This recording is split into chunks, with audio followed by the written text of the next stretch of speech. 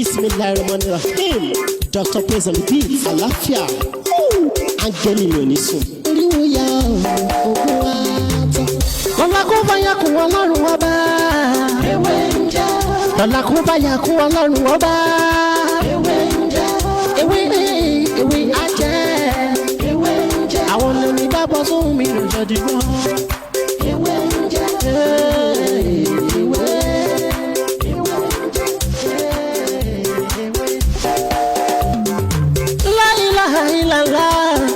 Alawalu, alakiru, asọhiru, abatinu, Ọlọ́run ọba. Ìwọ ló pamọ́, ìwọ ló fara jáde. Alárágbá yìí dániyàn, ara tó wù ọ́ dáadáa ló dẹ̀ ń dúdú. Èyí tó ní káwa máa fẹ́ wé dá ládẹ̀ fi dá.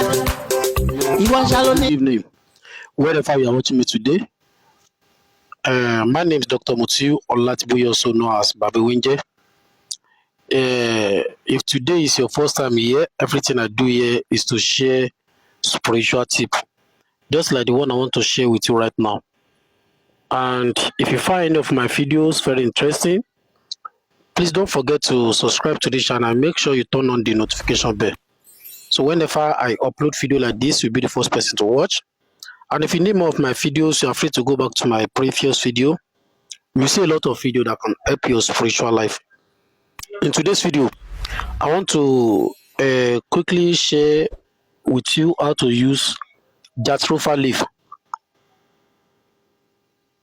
Jatropha leaf to expose anyone behind your suffering. If you believe that someone is behind your problem and you want to know the person, you want to see the person, and after this assignment, maybe when you see the person, that person is powerless. She or he will never have power to harm you again. After this assignment, after you see that person in your dream, by the grace of Almighty God, even the person may even come to you physically, may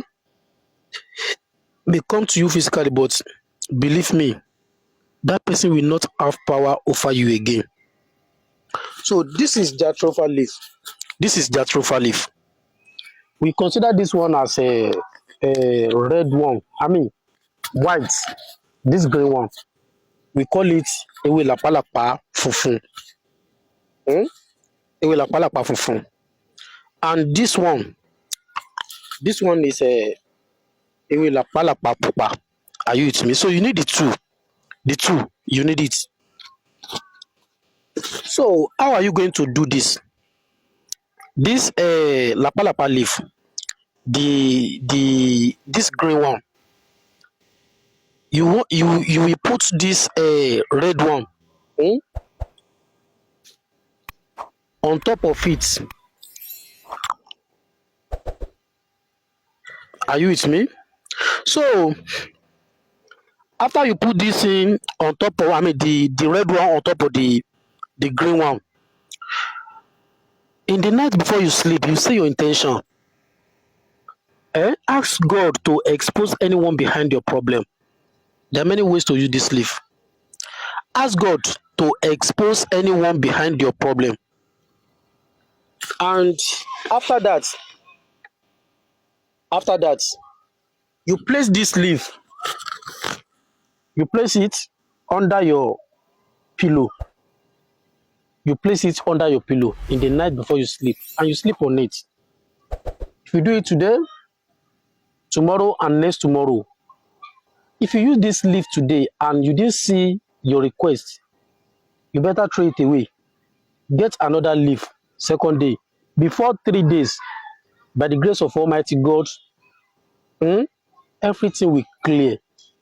By the grace of Almighty God. It's very simple and very, very effective.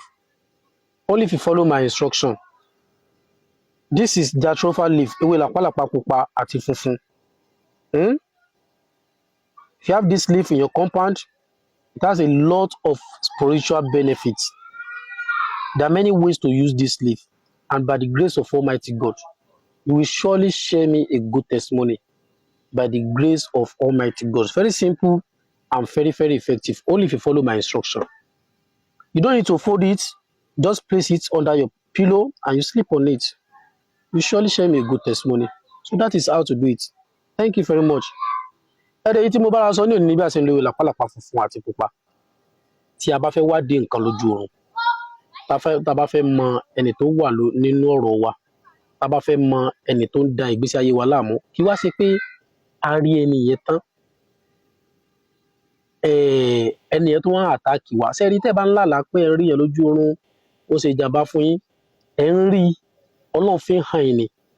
Àmọ́ tẹ́ bá ti wá dùn nǹkan torí ẹni tó ń bá ẹ jà spiritually tó fẹ́ bá jà physically ó fẹ́ ṣe ra ẹ léṣe ni. Fi spiritually bá wọn jà, wọ́n bá bá ẹ jà physically bá wọn jà physically. Àwọn tó máa ń bá yẹn jà spiritually yìí olórí burúkú ló pọ̀ jù nínú wọn lágbára àti bá yẹn jà physically wọn lè jẹ̀sẹ́. Ẹ bá kó ẹsẹ̀ bọ ẹlòmíì lẹ́nu nínú wọn ọjọ́ kejì ẹnu ó ti wú ni. Àmọ́ wọ́n ní agbára láti bá ẹ jà spiritually. Ìwọ́n tí wọ́n á jíṣẹ́ fún ẹ tán ní ẹnìkan nu family yín ló ń ṣe ẹ́ o. Ó ń ṣe ẹ́ spiritually ni not physically. Ìwọ́n náà wá nǹkan tí wàá fi bá jà spiritually. Tá bá mú ewé méjèèjì tá a fi pupa tá a fi lé orí funfun yìí tá a dàníyàn sí pé kọ́lọ́hún kó tú àṣírí ẹni tó wà nídìí ọ̀rọ̀ wa. Tó bá sì jẹ́wọ́ náà ló wà nídìí ọ̀rọ̀ ààrẹ wàá rí. Tó bá yẹ pé wọ́n lọ fẹnu kọ́ wàá rí. Bá yẹ pé o ti fẹnu kọ́ńbì kan o ti fẹsẹ̀ kọ́ńbì kan wàá rí. Wàá mọ̀ bọ́ sí lọ bẹ́ẹ̀ nìyẹn. Tọ́lọ́ bá ti wá fi hàn ẹ́, tó bá ti fi sí dàníyàn sí kó fi sábẹ́ pílò kó sùn kó gbórílé kó sùn. Kò jù bẹ́ẹ̀ lọ èèyàn mi. Tá bá ti lè gbórílé tá a sùn lé lágbára Ọlọ́run, ọjọ́ àkọ́kọ́ tá a bá lò tá a bá rí nǹkan kan ẹ jẹ́ ká mú ká sọ́nà. Ọjọ́ kejì tá a bá lò tá a rí nǹkan kan ẹ jẹ́ ká sọ́nà. A lè lò bẹ́ẹ̀ lọ́jọ́ mẹ́ta ká má rí èsì sí ìbéèrè wa. Ọlọ́run náà sọ ó ní a máa fara hàn yín lójú oorun tàbí ká máa rányàn sí yín lójú ayé. Kò possible. Kì í ṣe pé kò possible láti ṣe fọ́lọ́run, àmọ́ Ọlọ́run ní ṣe. Ọlọ́run wá fúnra rẹ̀ wá kú mọ́ bá ẹ sọ̀rọ̀, kò possible. Gbogbo eléyìí ó ní rísìn tọ́lọ́run fi dá gbogbo eléyìí sílẹ̀ adúláwọ̀. Àìmọye ọ̀nà tá a tún máa ń lo ewé yìí gẹ́gẹ́ bí mo ṣe ṣàlàyé lénìí. Àìmọye ọ̀nà tó pọ̀ rẹpẹtẹ bẹ́ẹ̀ sì máa ń lò. Ọ̀nà tí wọ́n bá gbé ìgbà tó bá fi lò sí òun náà ni mo jẹ́rìí sí nǹkan tó bá fi ṣe. Bá pọ́n náà bí ni ibi náà ni ó mọ jẹ́rìí sí. Tó bá jẹ́ pọ́n náà rí ni ire náà ni ó mọ jẹ́ tiẹ̀. Ó sì dá mi lójú pé mi ò bìlífù mi ò rí pé bóyá ọmọ èyìnbó kan ó lálàá pé gbó ń lé òun kiri. Wọ́n lè ní pọ́blẹ́mù tiwọn o, àmọ́ àwọn á sọ́ọ̀fù pọ́blẹ́mù tiwọn physically ni. Èèyàn ń bá ọjà spiritually òun lọ yíyàdá tí ọmọ bó fẹ́ ṣe rẹ̀ léṣe ni. Báwọn náà jà spiritually, ọ̀nà bó sì lè báwọn jà spiritually pọ̀. Bóyá pẹ̀lú àdúrà ní o, bóyá pẹ̀lú èpè ní o. Torí tó bá ṣépè náà àdúrà náà ni. Bóyá pẹ̀lú àwẹ̀ ní o, àbáwọn nǹkan míì tí ò mẹ́mi lọ tí ò sì lòdì sọ́lọ́run. Ọlọ́ba ló déwé tó dégbò. Ọ̀nà tó lókàlùkù lò sí ló pọ̀. Ẹ jẹ́ ká mọ nǹkan tá a lè wé àtẹ̀gùn sí. Èmi náà lọmọ yín àbúrò yín olùfẹ́ yín Dr. Mutiu Ọlátíbóyè. Lọ́la kó bá yà kún Ọlọ́run ọba. Ewé ń jẹ́. Lọ́la kó bá yà kún Ọlọ́run ọba. Ewé ń jẹ́. Ewé á jẹ́. Ewé ń jẹ́. Àwọn olórí bá bọ́ sóhun mi rò jọ dìgbọ́. Ewé ń jẹ́.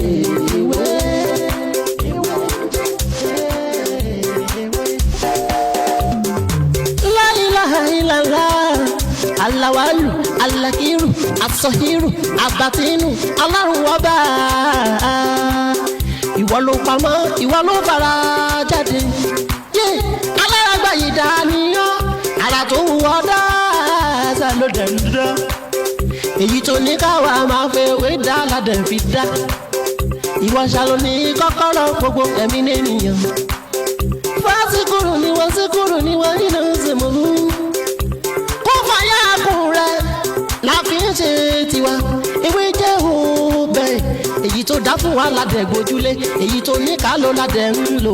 Ọba ńlá ń dákun máa jẹ́ ká ṣiṣẹ́. Ọba tó rí gbogbo ẹ̀dá ta orí. Ìwọ lọ́ba tá ń gbàṣẹ lọ́dọ̀ rẹ̀. À ń bẹ̀ ọ́, à ń bẹ̀ ọ́, à ń bẹ̀ ọ́.